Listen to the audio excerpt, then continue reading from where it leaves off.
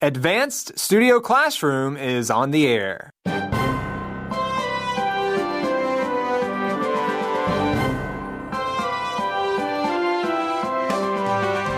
Are you ready for a new school year? It's time to get prepared.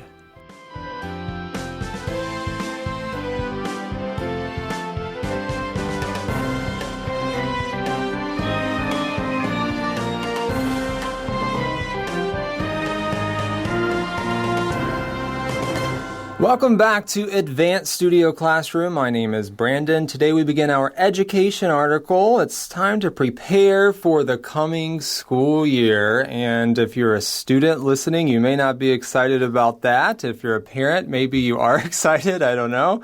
We're on page 18 today, and in the studio I have two great panelists here with me. First, welcome Linda. Hi, thanks for having me today. It's good to have you, Linda. And we also have Pauline. Hey, it's always good to be here. Yeah, are you guys ready for the next school year? Well, I think as adults without kids, it's just the same as any other time of year. That's right. Okay, we can kind of take it easy.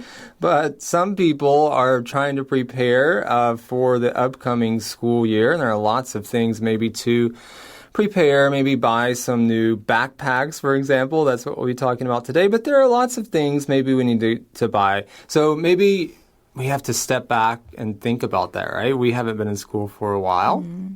And so what are some things that we may need to prepare for, Linda? Well, it's always a time to get new school supplies. Also, if you don't wear a uniform to school, new clothes for the school year. And I remember this time, I always had mixed feelings. Like, I was sort of excited, but also, like, I didn't want the summer to end and we'd have to do work again and be in school in the morning all day. So it was always had mixed feelings about the start of school. How about you, Pauline? How did you feel at the beginning of a new school year? I guess it depended on what age I was. At different times in life, I had different feelings about how excited to not excited I was. I was also thinking, living outside of the United States, I'm a little bit more outside of the commercial ad campaign that it's just you feel like you're being bombarded with in the United States. And I was like, oh yeah, it is back to school season. If I was in the States, everywhere I go, I would be seeing back to school, advertisements and on TV, on billboards. And when I went to Walmart, I'd be seeing it everywhere. But here I don't really notice some of those things as much. But it's definitely that time of year where even if you aren't in school and you don't have kids in school, when you're in the States, everything right now will be about that. And there's even a tax incentive day in the U.S., at least in some states where things are tax-free when you go to buy something. So that's kind of cool. Whether you're a student or not, you can take advantage of that. I didn't know that. Yeah. I'm from Montana and we don't have sales tax in Montana. So every day is a tax incentive day. All right.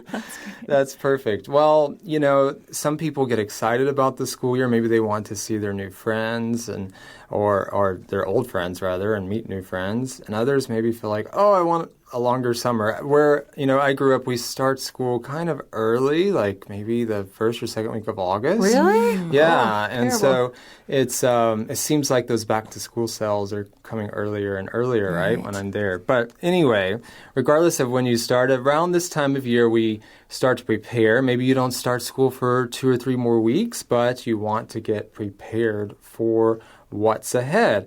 Now, this particular article today, we're talking about overloaded backpacks. Tomorrow, on Father's Day, we're going to talk about fighting the fear of school. And we do have an education theme this month. Later this month, on August 28th and 29th, we also have an article entitled Facing Student Anxiety. That's much more of a bit more serious topic and geared more toward high school students, while this article is really geared, could be high school students with overloaded backpacks, and tomorrow, primarily those who are starting school for the first time, which can be scary, right? I don't remember that really back when I was 4 or 5 and starting, but I'm sure there's a lot of anxiety involved there. Well, we are on page 18 today, so if you have your magazine, follow along with us as we have our first reading.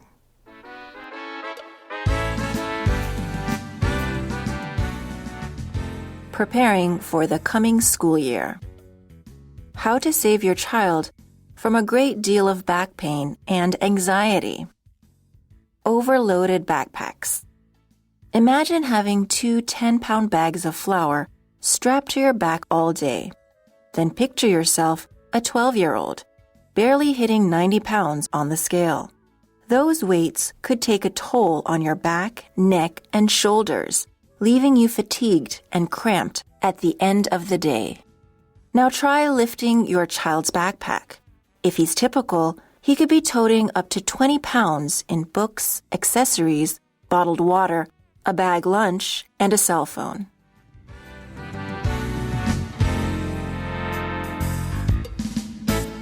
All right, so maybe you're not even in school, but you have a backpack, right? I have a backpack. I'm not in school. Do you have a backpack? Yeah, I use a backpack often. All right. I do too. Okay, so we all have backpacks, and so this really can apply to everyone. And we have to be careful in general with what we do with our backs. Once you injure your back, it can really be kind of devastating, or at least it can just have an impact for years to come. Right? Yeah, it seems like it's something you can do quickly. It seems so unfair, right? You can do it really quickly without, it seems so easily, and then not so quick or easy to go back and fix it. You might have a lifetime of back pain after you injure your back. So we need to be careful. And you don't, as a kid, I mean, especially you don't want to injure it at that point. My goodness, so young. Well, so imagine you have 2 10-pound bags of flour strapped to your back all day. That's kind of what it's like to carry a backpack in school. Now look at some of these photos.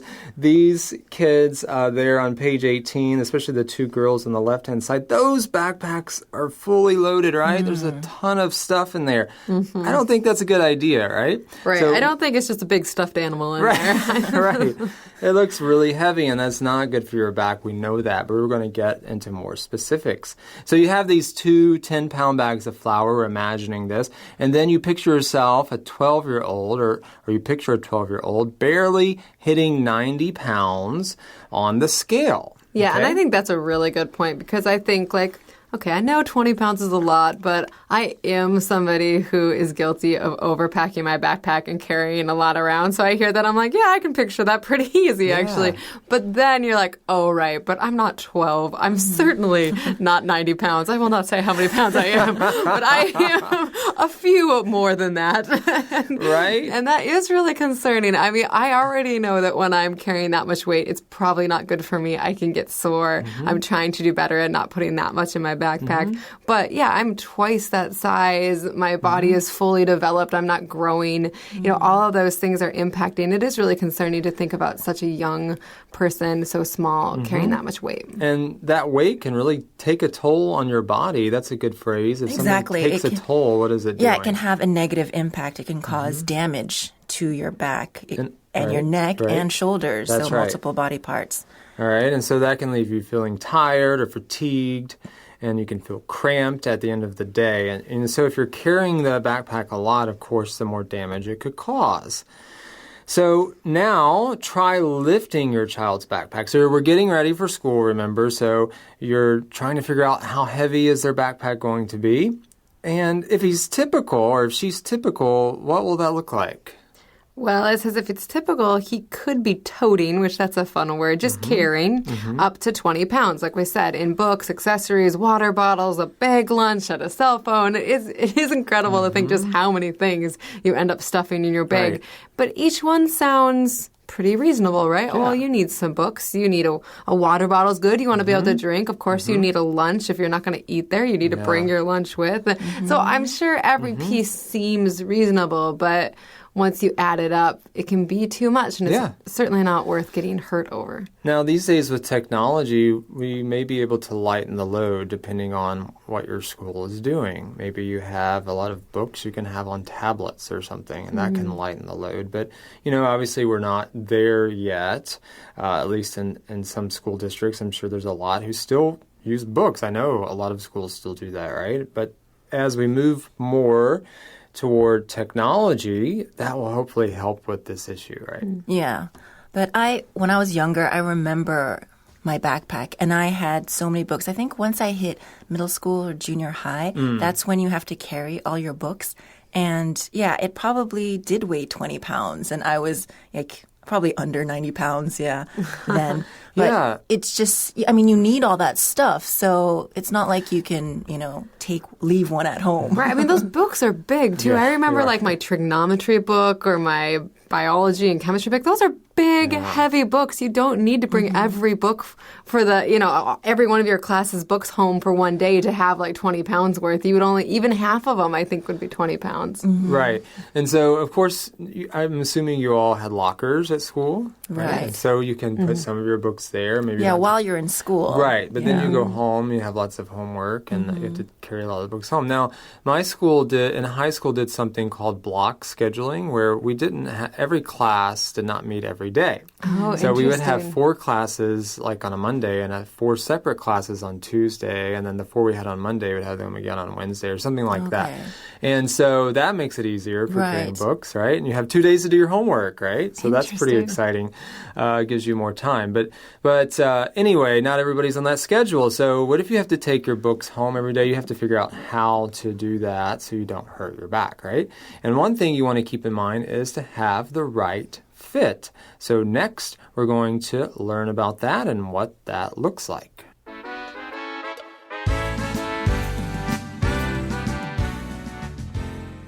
The right fit. The type of backpack you buy, how your child fills it, and how he wears it are just as important to back health as the pounds he has to carry, say health experts. When buying a backpack, choose fit over style, says Karen Jacobs, former president of the American Occupational Therapy Association, AOTA.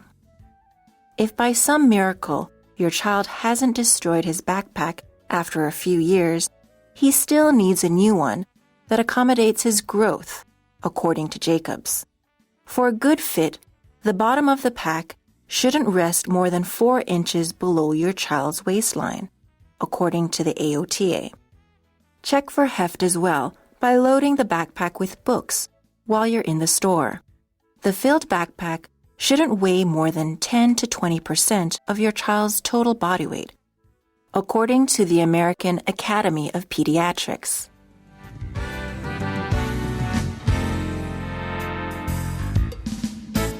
All right, so maybe you're heading out soon to buy a new backpack for your kids before they start the new school year. Well, what type of backpack are you going to purchase? And, you have to think about what your kid's going to put inside the backpack and think about that when you're purchasing it. And so you want to think about how heavy that's going to be for them to carry. So this is information from health experts, and it's kind of common sense, I guess, but we don't always think like that, do we? No, we don't. And I guess one just good point is the bigger the backpack, the more likely you are to overpack it, right? So just at the very least, one thing you can control is to really be looking at, is this, for the size of this child, does this backpack look like it could be, way too big? If you filled it all the way up, if you expand it all, is that going to be much too large? Yeah. And at least you can control the size of it and start there. And what I've seen, some students, they have like maybe not a backpack, but a bag or even like a suitcase that Right. rolls. Yeah, a And so that's rolly, one yeah. way to kind Actually, I of... think that's a great idea. Yeah, right? So, Those, became quite popular as, kids, their loads got bigger and bigger. And I remember one of my little cousins, their school outlawed those rolly backpacks because it would run over people's feet and that's another teachers problem. would find it to be such a nuisance. So they couldn't. I mean, it was great for the students because they didn't have to Right. carry it on their back. probably harder but to store, like it gets in Yeah. the way besides your Takes desk more and all space. that. and- Interesting. But I have seen that, so that maybe is an option if your school allows that. So when buying a backpack, choose fit over style. Now, this is hard for some students, Pauline. They want that Right. stylish backpack, but that's really not the route to go. Yeah, I think that's just a constant struggle as a parent to figure out where to let your kids be able to express their personality and have things that they can be really happy about and excited, and increases their confidence at school. And when to say, no, that's not the most important thing. Right, yeah. Hopefully you can kind of meet in the middle. I'm sure Compromise. there's got to be some places out there, some companies who recognize that parents want this for their kids Right. and kids want something that's cool and are putting something out, but you might have to do a little more work to find it. right? You can't just run in the store and grab it. You have to think about it ahead of time. Well, this information about choosing fit over style, this comes from Karen Jacobs, who is an occupational therapist. What is occupational therapy? Well, occupational therapy is a method of helping people if they've been injured, and it's to help them develop skills or get back those skills that they lost through their injury. Yeah. And you do it through different exercises and activities. Yeah, there's all sorts of therapy that you may need to go through. Maybe you've had a stroke or something and you have to learn how to move again or build up your muscles, and therapists, of course, will help you do that.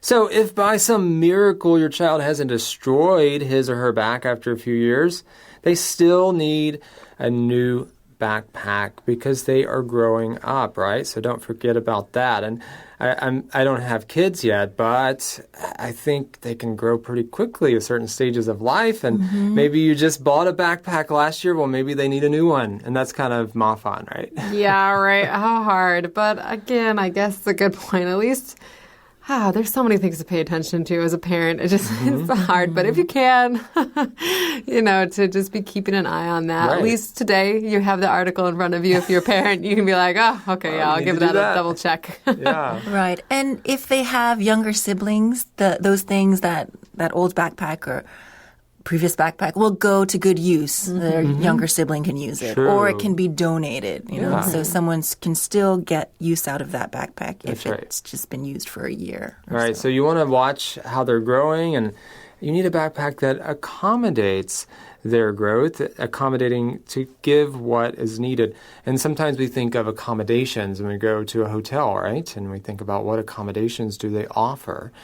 Maybe they have like a swimming pool, maybe they have a spa, and different things that you can enjoy, right, as an accommodation. But here we're talking about giving the kids what they need. So for a good fit, what do we need to look out for, Linda? We need to look at the bottom of the pack. It shouldn't rest more than 4 inches below the child's waistline. I read that wrong the first time. I thought it said it should rest below, and I was like, really? That just seems really not right.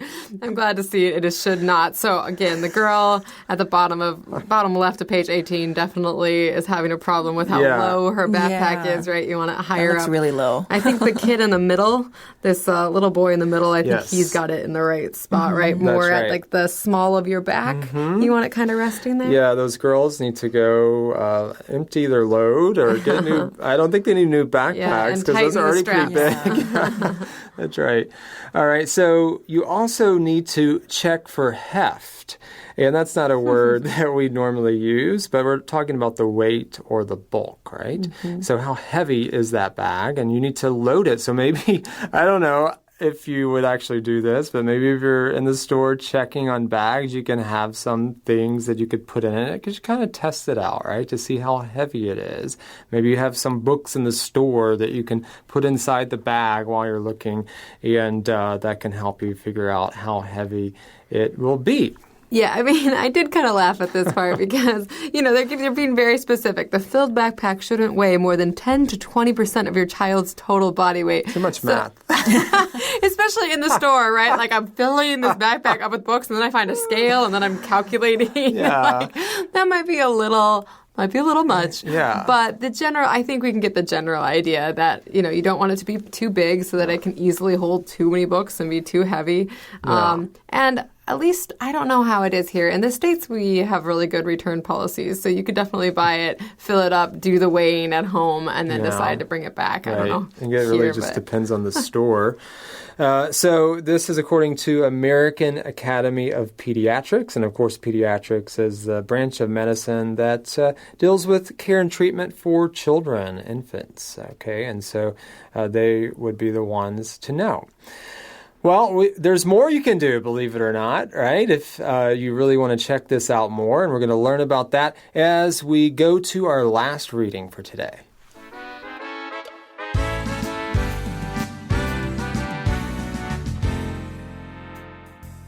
Place the backpack on the table and pack back to front, not bottom to top. The heaviest item should be closest to the back, with lighter items outward. Don't overload, says Jacobs. lifting and carrying a full pack also requires consideration. Don't bend over at the waist with a heavy backpack. Instead, bend from the knees, says Sandra Shifkind, pediatric coordinator with AOTA. And as cool as your child thinks it looks, flinging a backpack over one shoulder isn't healthful, according to Shifkin. Instead, use both straps so weight is even across the back.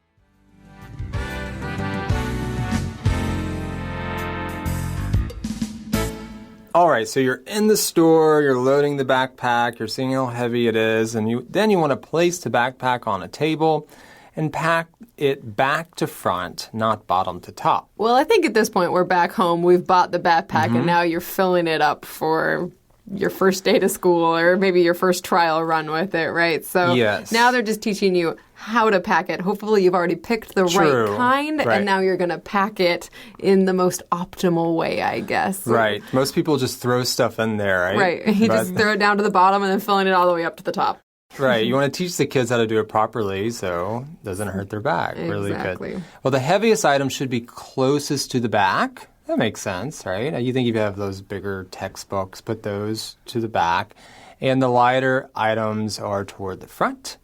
And you don't want to overload, of course. Right. And actually, this makes me think of when I pack up my bags to go to a coffee shop. That's usually when I have my backpack. I'll put my laptop in, and I might have a Chinese book. And mine gets pretty heavy, too. And just remembering, like, okay, I need to put the laptop in the furthest back. For one, it protects the laptop best, but it also is the heaviest weight at your back, and then the book, and then the other little things. It is helpful. Right, yeah. And usually backpacks, they might have a little pouch for your laptop, so you can know, like, to put that part closest to your back.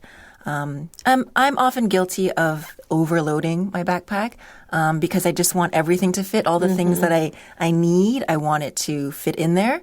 And so I'll, put too much, and then it'll become overloaded. So be sure not to do that. Yeah, we can overload our backpacks maybe even when we're traveling, right? That's one area, I can be guilty of that. Maybe your carry-on or your other suitcases, they're weighing those, right? And you want to maybe, save some space in those, so you put more in your backpack, and then you're going through the airport, and it's pretty heavy, right? And that can hurt your back as well. Especially, sometimes that walk between your gate and the, wherever you're. So I've been on planes lately where it's like you have to actually walk out to the airplane. Like, it's not just like, and it's like a long, you think you're at the gate, and then you realize between the gate and the actual airplane, it's still another long walk. And if you've got a heavy backpack, oh man, that's the worst. And what if, like, you get to the next airport and maybe you were delayed and you have to run to your next. Yeah, there'll be a lot of stuff weighing you down. Or you get into the airplane and then you realize you have to put that backpack up on the overhead bin. I had that once where I literally almost fell over. Like, I had such a heavy pack. I just remember being like, I'm not going to be able to physically do this. So think about all that before you try to save the space and that checked-in luggage, because that could be a pain. Well, lifting and carrying a full pack, it also requires consideration, of course. Don't bend over at the waist with a heavy backpack. We kind of know that, but we know that when we're picking up stuff, but maybe, Linda, we don't think about it when we have a backpack on. I was going to say, I didn't know that. Yeah. I didn't know that at all. This is the first time I've read that. Well, but I've actually done that before, and I kind of hurt my back. I could feel it. Like, I shouldn't do that again. Yeah. Right, yeah. Because there's so much weight right there, you have to be careful about that. Instead, what should you do, Pauline? Okay, yeah, and I do, as soon as I read this, bend from the knees. Yeah. I've heard that so many times. I just never thought about it in terms of something on my back. Like you said, I think about it when I'm picking something up, but not when something's already on me. That's right, yeah. Right. And I also have to think about that when I ride my bike. Like, if I have a backpack, because the way that you're on the bike, like, you lean over, especially if you have like a road bike or a mountain bike. And if you have a heavy backpack, that will put a lot of pressure on your back. Oh, so interesting. I want to keep it light, even though, I'm tempted, I could use this, I could use that. And, like, try to keep it light. Yeah, yeah, that's important. Well, and this last thing is something that maybe you want to do if you're a student or just want to look cool. You want to kind of just fling that backpack over one shoulder, and it's just easier. Sometimes for me, it's like, oh, I don't want to go take the time to put the other strap on, and maybe it's already pretty light, right? And you just feel like, oh, I'll just put it on one shoulder. I do remember in middle school hearing like people talk about like, oh, you should really wear it. I just being like, oh, I can't. That would be so dumb looking. That would be so embarrassed. It's so uncool to wear both straps. Yes. I think now it's okay. Yeah, I hope so. Yeah. It's not such a stigma. So don't fling it over one shoulder, especially if it's full of those books, right? It's going to be too heavy and it will not be good for your back. Instead, use both straps so weight is even across the back. So I hope you're all ready now as you go to the store to buy those new backpacks, and maybe, hopefully, you'll be able to find one that's sort of stylish but also good for your kids, right? And so as you get ready for this new school year, well, we hope that your kids enjoy the things that they're getting, maybe some new clothes or maybe some new backpacks and that sort of thing, but we hope that it actually is good for their health. Well, tomorrow we're going to talk about fighting the fear of school. And my goodness, if you're starting school for the first time, that can be scary, right? And so I'm sure some of you parents out there have kids, little ones, who are starting for the first time, and maybe they are anxious about that. Well, tomorrow we're going to dig into that. And I just want to let you know, later this month, if you have high school students and they are anxious about those big tests coming up, we have an article that digs into that as well. It's called Facing Student Anxiety, so stay tuned for that. And in the meantime, we invite you to check out all of our Topic Talks videos. Simply scan the QR code there at the top of each article, the beginning of each article. This one's on the top of page 18, or you can go to our website, studioclassroom.com, where you can view all of the Topic Talks videos there as well. Well, panelists, will you join us again tomorrow? Of course. All right. Thank you for joining us. And thank all of you for joining us for day one of our education article. Join us again tomorrow. Until then, this is Brandon. I'm Pauline. I'm Linda. Saying goodbye. Goodbye.